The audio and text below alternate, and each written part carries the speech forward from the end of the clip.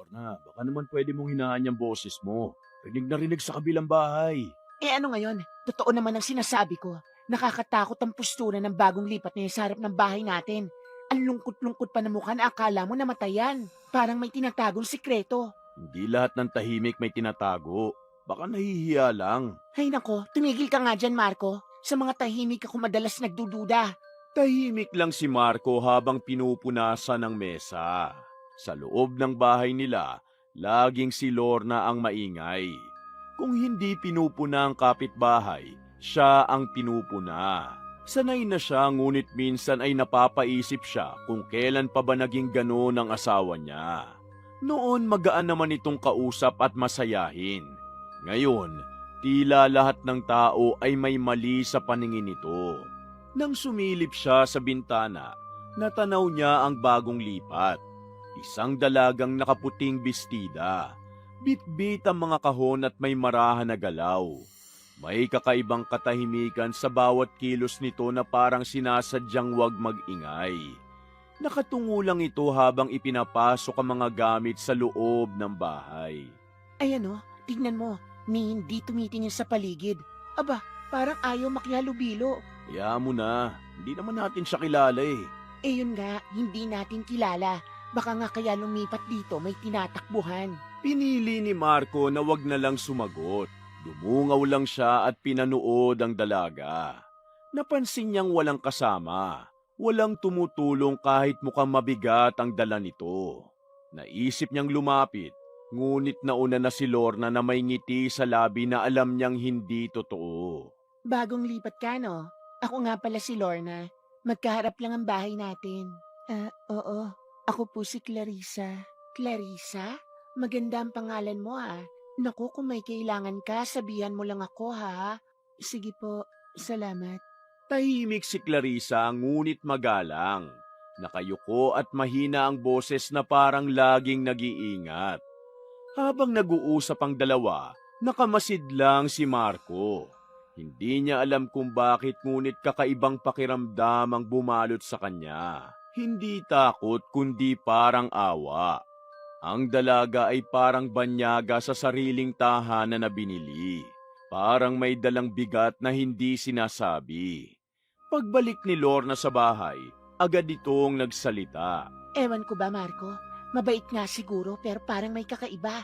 Ang lamig ng mga mata niya. Ha? O baka naman ikaw lang ang malamig dyan, Lorna. Umirap lang si Lorna at tumalikod. Lumipas ang mga araw, dahil walang trabaho si Marco ay lagi siyang nasa bahay. Nakikita niya kapag dumaraan si Clarissa tuwing umaga. Laging nakaputing bestida at may bitbit na bayong at bumibili ng gulay sa talipapa. Hindi ito nagsasalita ng walang dahilan, subalit laging magalang sa mga tao. Napansin din ni Marco kung paano ito iniiwasan ng iba. Kapag dumadaan si Clarissa, biglang natatahimik ang mga nagkukwentuhan. Pagkalampas naman, muli silang magbubulungan. Isang hapon habang nag-aayos si Marco ng bubong, narinig niya si Lorna at ang kaibigan nitong si Grace. Ang sabi ni Aling Bebang, may nakakita raw kay Clarissa na may hawak na kandila kagabi. 12:00 ng gabi daw yun. Nako, baka mambabarang talaga. Kaya siguro tahimik. Baka nagpaplano ng kung ano. Kung ako sa'yo, Lorna, ha, huwag ka masyadong lalapit sa kanya. Hindi ako natatakot, no? Ako pa. Napailing si Marco. Sa isip-isip niya, puro haka-haka lang naman yun. Subalit alam niya rin kung gaano kabilis kumalat ang tsismis sa baryo nila. Kinabukasan, habang nagdidilig siya ng halaman, nakita niyang muli si Clarissa. May dala itong mga tuyong dahon at bote ng langis. Lumapit ito sa bakod at ngumiti. Magandang umaga po. Maganda umaga rin. May ginagawa ka bang gamot? Opo, galing po sa nanay ko. Manggagamot po siya noon, ipinagpatuloy ko lang. Kaya pala ang dami mong tanim na halaman sa bakuran mo eh. Ngumiti si Clarissa. Sandali namang natahimik si Marco dahil hindi niya alam kung ano pa ang sasabihin. May kakaibang katahimikan sa paligid kapag naroon ang babae. Hindi ito nakakailang ngunit malalim na parang pinipilit kang makiramdam. Pag-uwi ni Lorna, agad nitong napansin ang kausap ni Marco. Aba, mukhang nagkakatuwaan na kayo ng kapitbahay natin ah. Nagkakatuwaan agad. Nagbatian lang kami ni Lorna. Hindi mo pa kilala yung mga ganyan tahimik. Huwag ka masyadong kumpiyansa. Ngumiti lang si Marco. Sa halip na sagutin ay pumasok na lang siya sa bahay. Mas pinili na lang niya ang manahimik kaysa makipagtalo. Sa mga sumunod na araw, mas dumala sa mga bulong sa baryo. May nagsasabing may naririnig na orasyon mula sa bahay ni Clarissa. May nakakita raw na nagsusunog siya ng papel. Ang ilan, nagsasabing nakita nila itong nakatingin sa buwan habang may binibigkas na kakaibang salita. Si Lorna naman, palaging may dagdag sa bawat kwento. Ewan ko ba, siguro nga totoo. Yung aura niya pa lang, nakakatindig balahibo na. Minsan ay napapailing na lang si Marco habang pinapanood ang asawa. Nakaupo ito sa balkonahe kasama si Grace at panay ang tawanan nila habang pinag-uusapan ng kapitbahay. Kung minsan ay gusto niyang pagsabihan si Lornang tumigil na, subalit alam niyang mauuwi lang sa sigawan. Isang gabi, habang nagliligpit siya ng mga labahin, napansin niyang may ilaw sa bahay ni Clarissa. May liwanag ng kandila. Narinig niya itong nagsasalita ngunit hindi malinaw. Para bang dasal. Pinanood niya ito ng ilang sandali, saka siya pumasok sa bahay. Si Lorna naman ay nakahiga na at nakapikit. Hindi na lamang niya sinabi ang nakita niya at baka mas lalo pang madagdagan ang pagdududa ni Lorna. Hanggang isang araw, Lorna, baka naman pwedeng itigil mo na yung pagbanggit at pagpuna-puna dyan sa kapitbahay. Parang araw-araw na lang siya ang topic mo eh. Anong gusto mong pag-usapan? Yung dalagang hindi marunong umiti? Aba, nakakainis kaya yun, Marco. Sa tuwing dadaan ako parang wala lang. Pero pag ikaw, ayun, ang lambing ng ngiti. Hindi mo ba napapansin? Hindi na sumagot si Marco. Tinuloy na lang niya ang pagkukumpuni ng sirang upuan sa sala.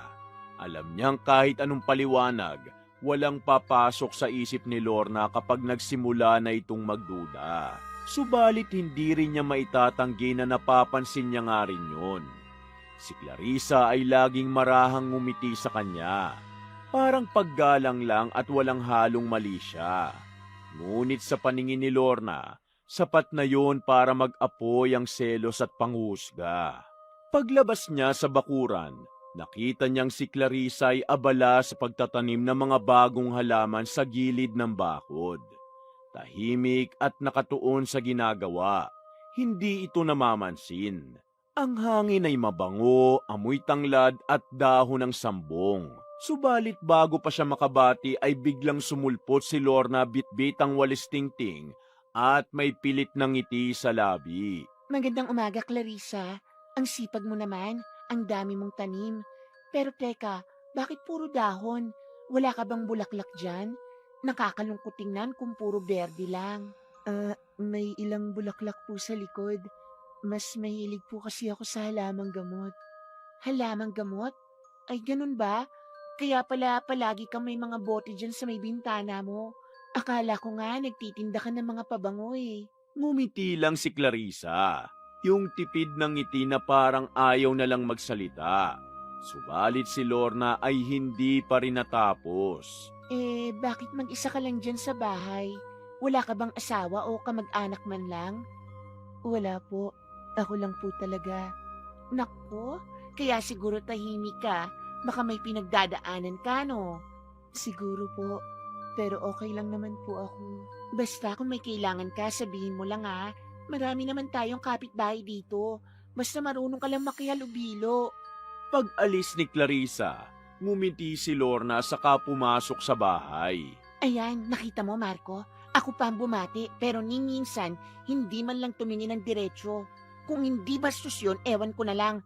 Para bang dinadahan-dahan akong insultuhin sa harap mo. Hindi lahat ng tahimik bastos, Lorna. Hindi mo rin alam ang pinagdaraanan niya. Aba, pinagtatanggol mo na naman. Hindi mo naman kilala yun pero bakit parang alam na alam mo na yung ugali niya? Umiling na lang si Marco. Pinili niyang lumabas na lang.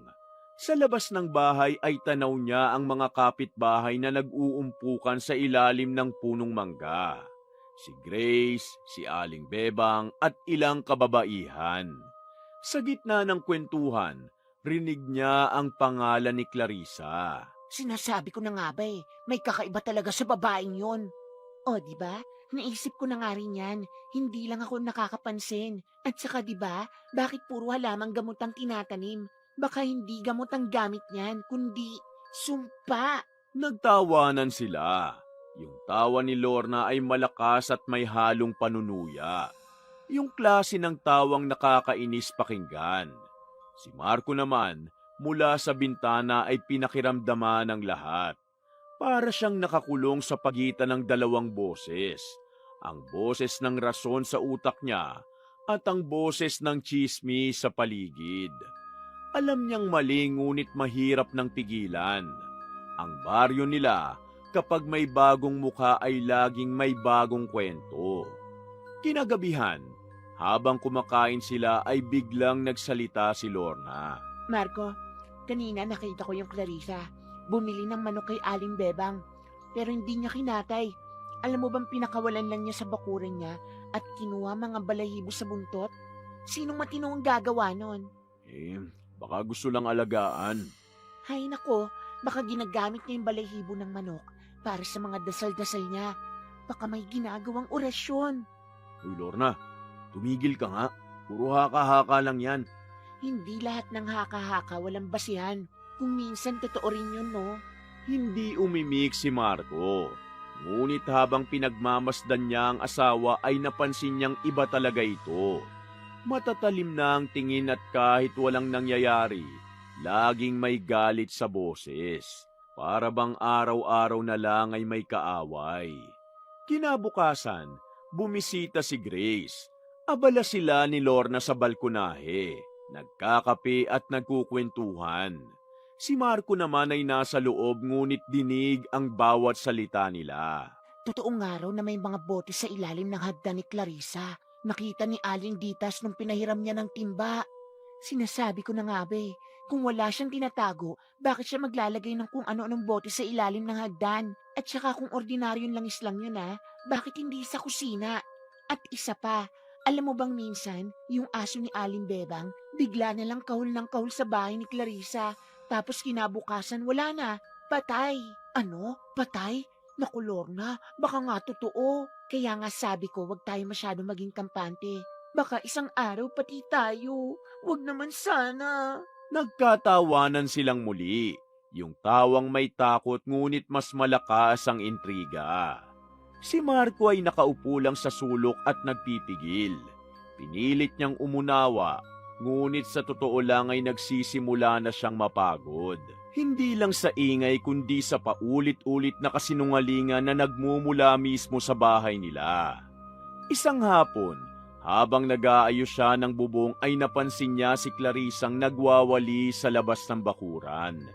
Tahimik gaya ng dati, ngunit may kakaibang lungkot sa mukha nito. Yung parang pagod na hindi sa katawan kundi sa kaluluwa.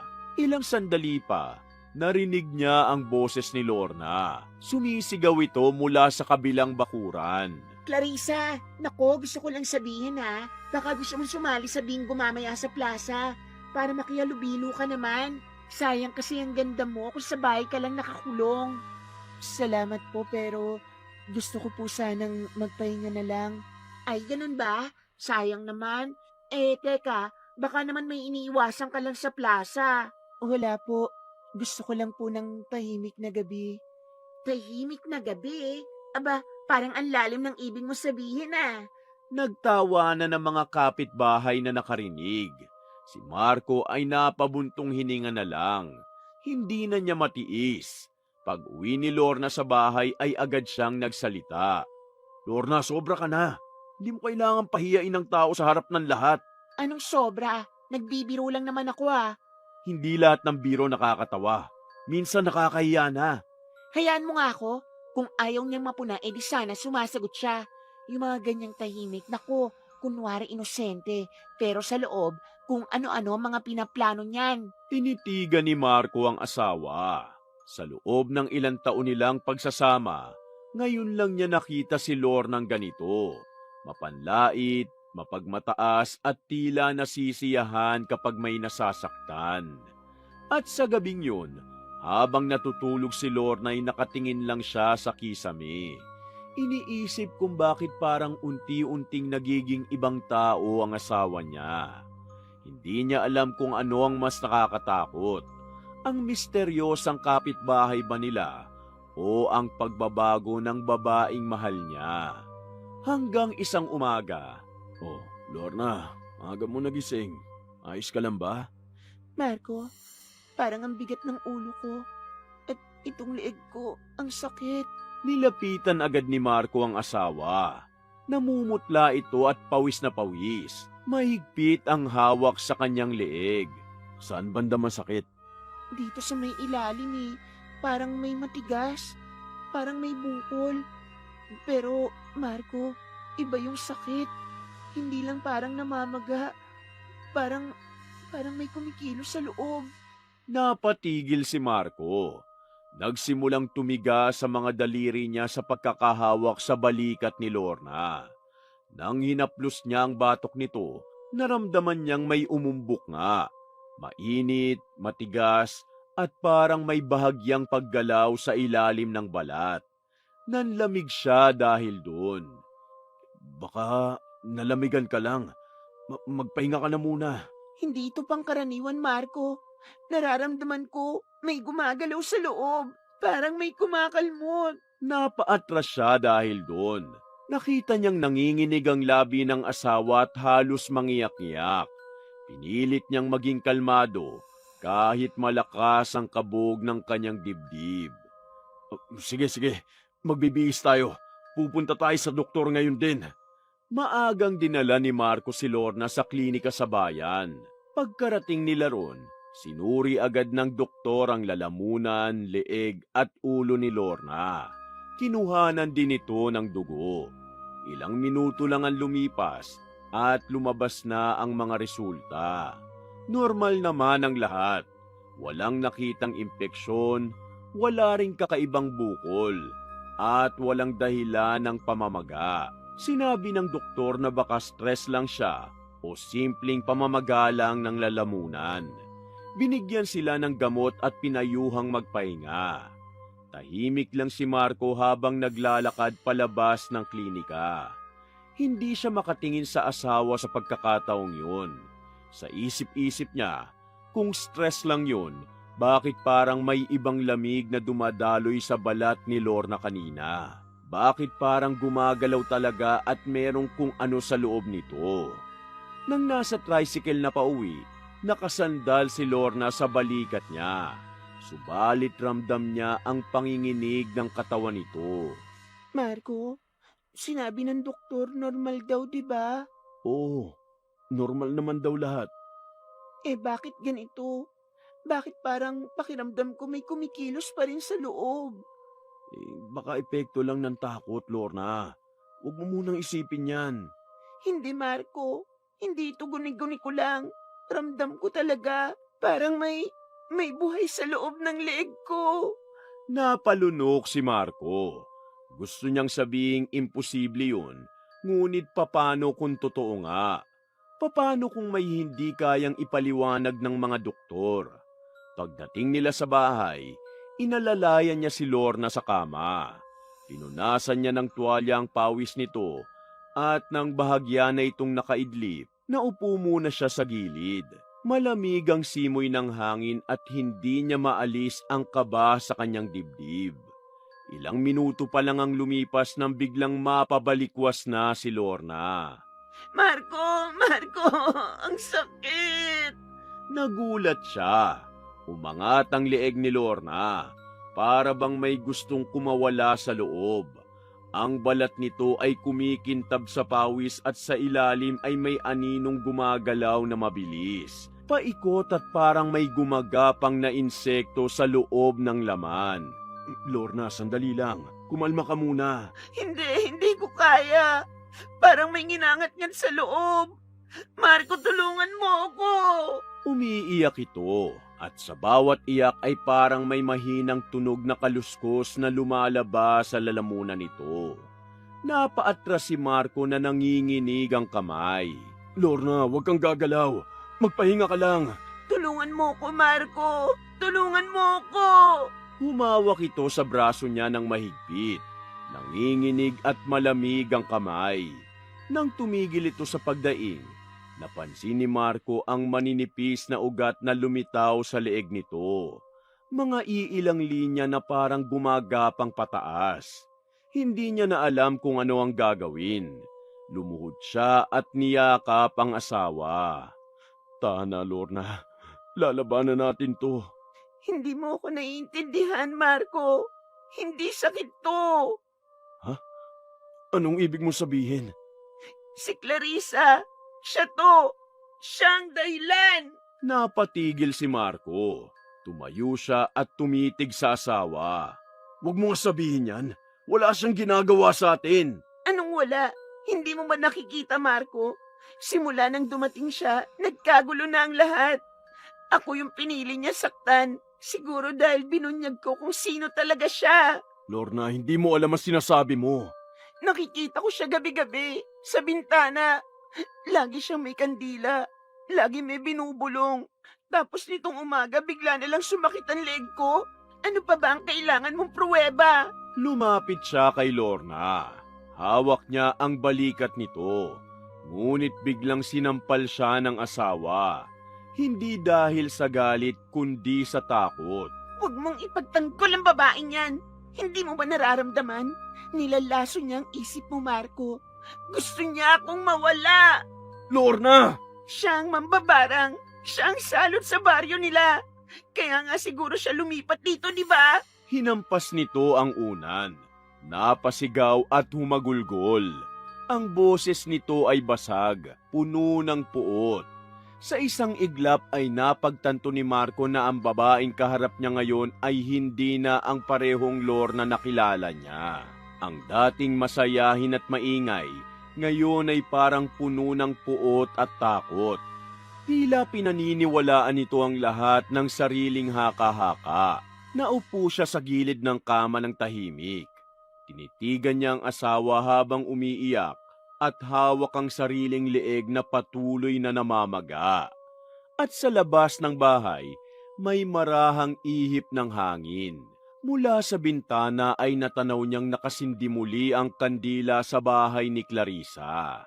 Si Clarissa ay nakaupo sa harap ng altar, nakapikit at marahang gumagalaw ang labi. Hindi niya marinig ang sinasabi nito. Ngunit sa loob-loob ni Marco, may namumuong takot hindi sa kapitbahay, kundi sa sarili niyang tanong. Paano kung tama si Lorna? Ngunit sa kabilang banda, may isa pang tinig sa isipan niya na mas malakas, mas makatotohanan. Paano kung hindi si Clarissa ang may kasalanan, kundi si Lorna mismo ang nagdadala ng sumpa sa sarili niya? Lumapit siya sa kama. Inayos ang kumot at marahang hinaplos ang buhok ng asawa. Mainit pa rin ang balat nito ngunit nanginginig. Matulog ka na, Lorna. Bukas, baka maging maayos na ang pakiramdam mo. Ngunit kahit ipinikit ni Lorna ang mga mata, ay patuloy pa rin ang mahinang pag-ungol dahil sa lalamunan nito. At sa bawat buntong hininga, ay rinig ni Marco ang tila pabulong na tunog ng isang salitang paulit-ulit na inuusal sa pagitan ng paghinga at sakit. Clarissa. Kinabukasan, nagising si Marco sa ingay ng kanyang asawa. Napatingin siya sa leeg nito at halos magimbal sa kanyang nakita. Lorna, ayos ka lang ba? Parang mas lumaki na yung leeg mo ah. Huwag mo ko hawakan, Marco. Masakit! Napatigil siya sa pagsubok na hawakan ng asawa. Halos hindi na makakilo si Lorna sa kama. Ang dating maliit na bukol sa leeg, ngayoy halos kasing laki ng itlog. Namumula at nangingitim sa gilid. Tila bawat galaw ng katawan nito ay may kasamang impit na daing. Lumapit si Marco na nanginginig ang kamay. Lorna, kailangan nating bumalik sa doktor. Baka hindi lang to ordinaryong pamamaga. Walang silbi ang mga doktor mo. Hindi nila alam to. Hindi nila nakikita ang totoo. Tumitig ito sa kanya ng matatalimang mata at nanginginig ang labi. Ramdam ni Marco ang bigat ng bawat salitang sinasambit ng asawa. Lorna, magpahinga ka muna sa ngayon. Baka napuyat ka kagabi kaya parang mas namaga ang bukol mo. Hindi. Hindi lang sa puyat to, Marco. Parang may gustong lumabas dito. Anong ibig mo sabihin? Kanina paramdam ko na parang may kumakalmot sa loob ng lalamunan ko. Parang may buhay. Pinilit ni Marco na wag maniwala. Subalit ng sandaling yun, napatingin siya sa leeg ni Lorna at nakita niyang gumagalaw nga ito. Tila may umuumbok-umbok mula sa loob. Marco, tulungan mo ko. Dali-dali siyang lumapit ngunit bago pa siya makagawa ng kahit ano, biglang napahawak si Lorna sa bibig. Umubo ito ng malakas. Sunod-sunod hanggang sa may sumabog na tunog ng pagsusuka. May kulay itim na likidong lumabas mula sa bibig nito. Malapot, mabaho at amoy bulok na karne. Kumalat ito sa sahig at sumingaw ang amoy na halos mapasuka rin si Marco. Diyos ko, Lorna, ano nangyayari sa'yo? Hindi ko na kaya, Marco. Tulungan mo ko. Lumapit siya at pinunasan ang bibig nito ng tuwalya na nanginginig. Ang likido ay maitim na parang pinaghalong dugo at putik. Habang pinupunasan niya ang sahig, napansin niyang sa bawat patak ng likido ay may maliliit na puting uod na kumikilos. Natigilan siya. Parang napako ang katawan niya sa kinatatayuan. Panginoon ko. Kita mo na, Marco. Iyan ang sinasabi ko sa'yo.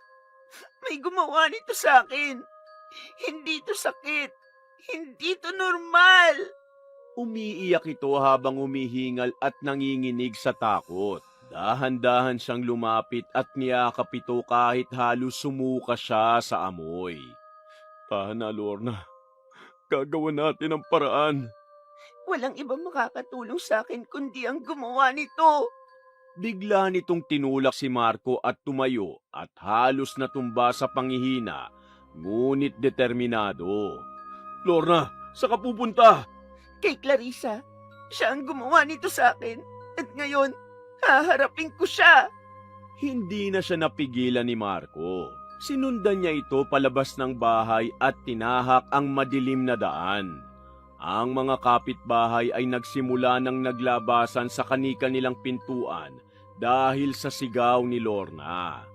Nagtataka sa itsura nito na magulo ang buhok, maputla, nangingitim ang leeg at may mga bakas ng itim na likido sa damit. Sa bawat yapak ni Lorna, tila sumasabay ang mga bulong-bulungan ng mga tao. Ngunit wala siyang pakialam.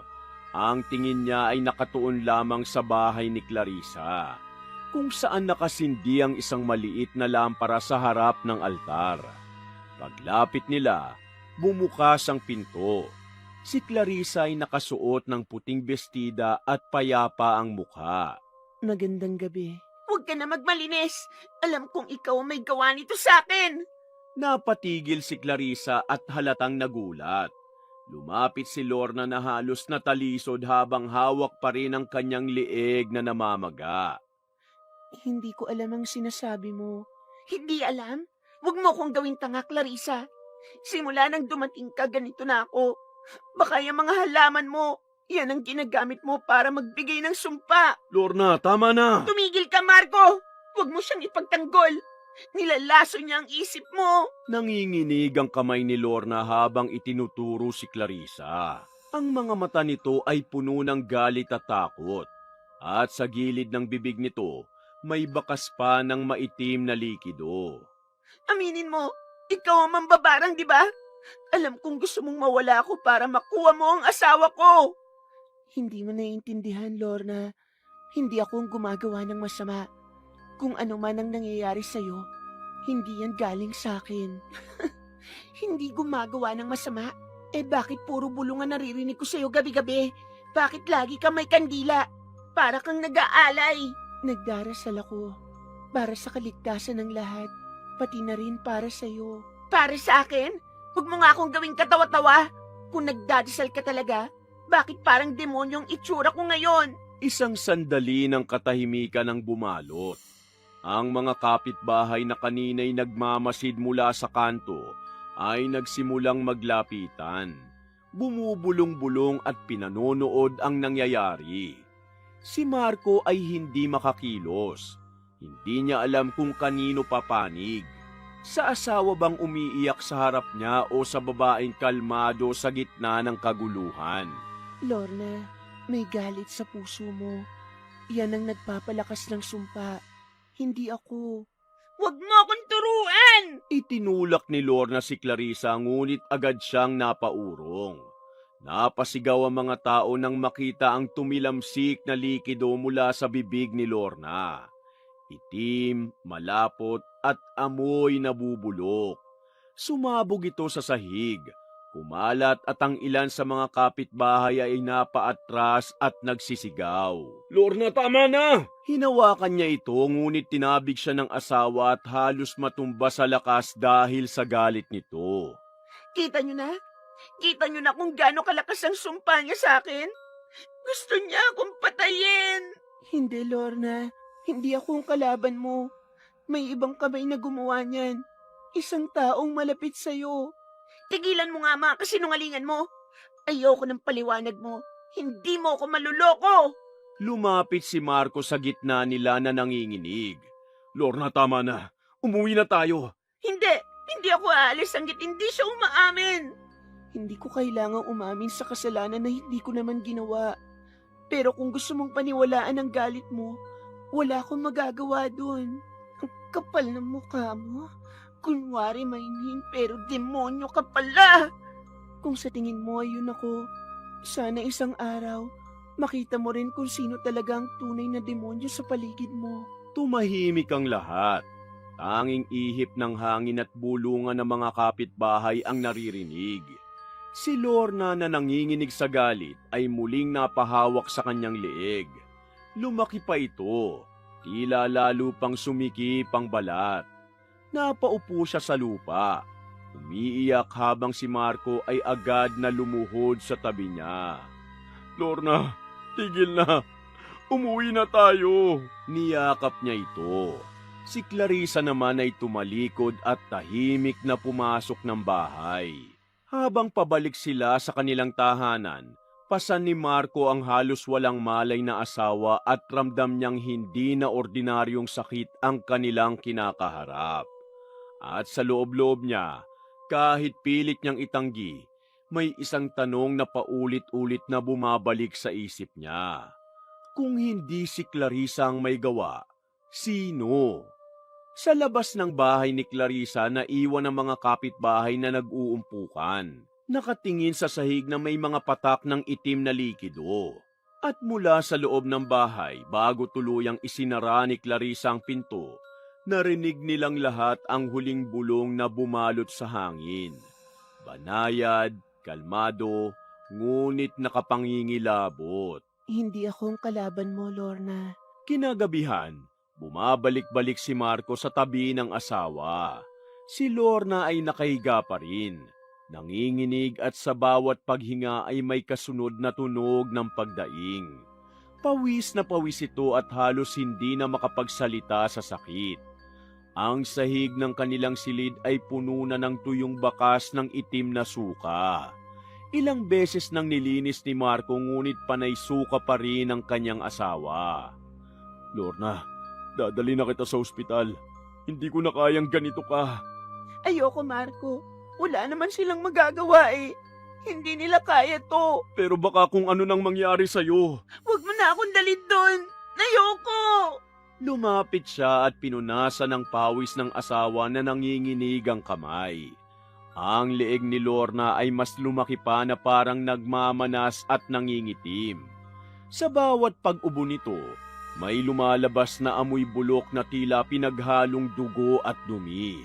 Sa labas ng bahay, narinig ni Marco ang kaluskos at mga yabag. May kumatok. Binuksan niya ang pinto. Nasa labas ang ilang kapitbahay. Sina Aling Bebang, Aling Ditas at si Grace na may dalang tuwalya at tubig. Marco, tulungan ka namin. Baka makabawas ng sakit kung mapunasan lang namin si Lorna. Tahimik siyang tumango. Pinapasok niya ang mga ito. Si Grace ang unang lumapit kay Lorna at nilapitan ito ng may pag-aalala. Lorna, Diyos ko, ano nangyari sa'yo? Walang sagot si Lorna. Nakatitig lang ito sa kisame at humihingal. Magpainga ka muna ha. Baka kung anong nakain mo eh. Hindi pagkain to, Grace. Sumpa ito. Sumpa? Oo. Alam ko may gumawa nito sa akin. At hindi ako titigil hanggat hindi ko nalalaman kung sino. Hindi makasagot si Grace. Nagkatinginan ng ibang kapitbahay na halatang kinakabahan. Sa labas, umihip ang malamig na hangin. At sa bawat pag-ungol ni Lorna ay tila may kasabay na mahina at mababang bulong. Biglang umubong muli si Lorna. Malakas, sunod-sunod hanggang sa muling lumabas ang itim na likido. Napaatras ang mga tao at ang ilan ay napasigaw. Si Marco naman ay halos maluha na sa takot habang pinupunasan ng asawa gamit ang tuwalya. Panginoon ko, tulungan niyo po kami. Habang nagkakagulo, muling may kumatok sa pinto. 3 marahang katok. Tahimik na napalingon ang lahat. Pagbukas ni Marco ay naroon si Clarissa. Nakaputing bestida, basa ng pawis at may dalang maliit na bote ng langis at bugkos ng mga dahon. Tahimik siyang tumingin kay Marco saka kay Lorna. Patawad kung makikialam ako. Hindi ko kayang matiis na ganito siya. Hindi na nakakibo si Marco. Maging ang mga kapitbahay ay natigilan. Tanging si Lorna lang ang naglabas ng mahinang tinig. Galit at puno ng pighati. Wala kang karapatang pumasok dito. Ikaw ang dahilan ng lahat ng ito. Hindi ako ang kalaban mo, Lorna. Hindi ako ang gumawa niyan. Tigilan mo yung mga palusot mo. Umalis ka na. Ngunit hindi siya umalis. Tahimik na lumapit si Clarissa sa kama at inilapag ang bote ng langis at halamang gamot. Patawad, Marco. Pero kung hindi ko ito gagawin, baka hindi na siya magising pabukas. Lumuhod si Clarissa sa tabi ng kama. Binuksan niya ang bote at pinahid ang langis sa palad. Sa bawat haplo sa leeg ni Lorna, umaalingasaw ang amoy ng yerba at langis na parang pinaghalong insenso at luya. Habang pinapahiran ay marahang binigkas ni Clarissa ang ilang salitang hindi nila maintindihan. Maaaring orasyon, maaaring dasal, ngunit sa bawat bigkas ay tila lumalamig ang paligid. Si Lorna ay patuloy na nanginginig. Pilit na lumalayo ngunit parang napaparalisa ang katawan. Wag mo akong hawakan. Tahimik ka lang. Hindi kita sasaktan. Lumipas ang ilang sandali at napansin ni Marco na bumabagal ang pag-ubo ni Lorna. Unti-unti rin itong ibinaba ang kamay mula sa leeg. Ang itim na likido sa gilid ng bibig ay natuyo at ang bukol na kanina'y malaki at matigas ay unti-unting umimpis. Ang mga kapitbahay ay halos hindi makahinga sa pinanonood nila. Hanggang sa tuluyang huminto ang pag-ungol ni Lorna. Ang tanging naririnig ay ang malumanay na boses ni Clarissa na patuloy sa pagdarasal. Nang matapos ay marahan siyang tumayo. Tapos na. Napatitig si Marco sa asawa. Wala na ang itim na likido. Humihinga na ito ng maayos. Napaiyak siya sa ginhawa. Salamat, Clarissa. Diyos ko, salamat po. Ngunit si Lorna ay nakatitig lang kay Clarissa. Hindi na galit kundi litong-lito. Bakit mo, bakit mo ako tinulungan? Ang akala ko, ikaw ang... Hindi ako ang gumawa ng sumpa, Lorna. Ang tunay na gumawa niyan ay isang taong kilala mo. Isang taong malapit sa'yo. Napatingin si Lorna sa mga tao sa paligid. Tahimik silang lahat. Tanging si Grace lang ang hindi makatingin sa kanya. Clarissa, sino? Ang matalik mong kaibigan. Biglang bumigat ang paligid. Si Lorna ay napatingin kay Grace na unti-unting napaluhod sa kama at nanginginig ang labi. Grace, bakit? Tahimik si Grace sa una. Hawak niya ang baso ng tubig. Nanginginig ang kamay at lumuluha. Dahil sawa na akong tisin ka. Araw-araw ka nagmamalinis, nagmamataas, nilalait ang lahat. Ako, ilang beses mo na akong pinahiya. Ilang beses mo akong sinasaktan nang hindi mo napapansin. Ang gusto ko lang matuto ka. Gusto ko maranasan mo rin kung paano masaktan. Kaya lumapit ako sa isang mambabarang sa kabilang baryo. Pinagawa ko sa kanya ang sumpa para matigil ka na. Hindi ko akalaing ganito kalala ang mangyayari sa'yo. Tahimik ang buong bahay. Si Lorna ay umiiyak at hawak ang sarili niyang dibdib. Grace, patawarin mo ko. Oo, masakit akong magsalita pero hindi ko alam na ganito kalalim ang sugat na nadala ko sa'yo. Patawarin mo ko sa lahat ng nasabi ko. Lumapit si Grace. Umiiyak at yumuko siya sa harap ni Lorna.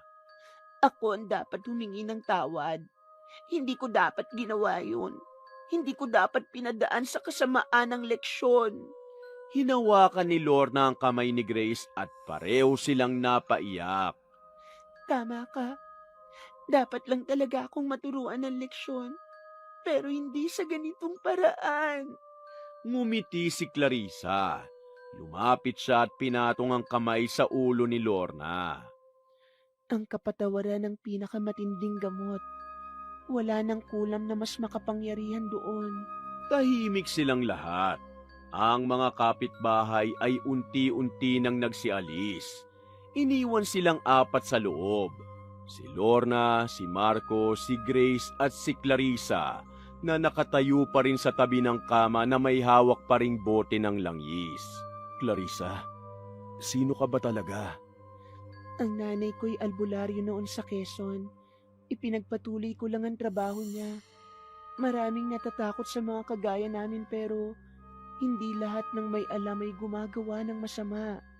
Napalunok si Marco at sa unang pagkakataon ay lumuwag ang dibdib niya. Patawarin mo ako, Clarissa. Itinuring kitang salot. Pinaniwalaan ko ang takot ko kaysa sa kabutihan mo. Hindi mo kailangang humingi ng tawad sa akin, Lorna. Ang mahalaga, natutunan mo na kung saan nanggaling ang tunay na sumpa. Hindi ito galing sa mambabarang, kundi sa sarili nating puso, sa galit, sa inggit, sa paninira. Naluha si Lorna. Tumango naman si Marco. Tahimik si Grace ngunit ramdam ang bigat ng pagsisisi sa bawat luha na tumutulo sa mukha niya. Bago umalis si Clarissa ay inabutan niya si Marco ng maliit na bote ng langis na naiwan sa mesa. Para saan ito? Panglinis, hindi lang ng sugat, kundi ng konsensya. Tumalikod siya at sa bawat yapak palabas ng bahay, tila kasabay niyang nilabas ang mabigat na hangin ng gabi. Pagkalipas ng ilang sandali, dumaloy ang malamig na simoy ng hangin sa loob ng bahay. Tahimik na nakahiga si Lorna. Payapa at sa unang pagkakataon ay ngumiti siya ng tapat. Kinabukasan, muling lumabas si Lorna sa harap ng bahay. Tahimik na ang baryo at sa tapat ng kalsada, nakita niya si Clarissang nagtatanim ng bagong halaman. Ngumiti siya rito. Hindi na mapait kundi totoo. Ngumiti rin si Clarissa sabay tango. At sa likod ng ngiting yun, alam nilang pareho na tapos na ang sumpa. Minsan, ang salot na kinatatakutan mo ay hindi na sa kapitbahay mo, kundi sa sarili mong puso. Ang takot at galit ay parang kulam na unti-unting sumisira hanggang hindi mo natututunan ang magpatawad. Wakas!